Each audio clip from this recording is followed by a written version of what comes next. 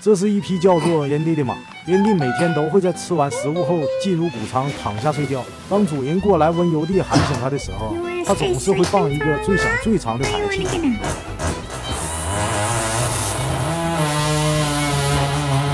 这个虚公都快把整个谷仓都震动起来，捡到比打工人的起床气太厉害，这可能是他表达自己不满被打扰的方式吧。因为边地是一匹6岁的母马，而且还怀着小宝宝，它真是个有个性的妈妈，这就是真正的马屁精吧。对于饲养的马来说，在安全的环境下半卧着是个比较舒服的睡觉方式。这种睡姿既可以减轻双腿的压力，又可以方便马儿随时站起身体来，也可以让马进入深度睡眠状态，更好放松休息。你可能疑惑，那啥动物世界不是说马都是站着睡觉的吗？其实野马站着睡是因为没安全感，它们为迅速而及时逃避敌害，在夜间不敢高枕无忧卧地而睡，即使在白天也只能站着打盹，保持高度警惕。其实马和人类一样，都需要不同程度的休息和放松，生活环境和习性决定了马儿的不同睡觉方式。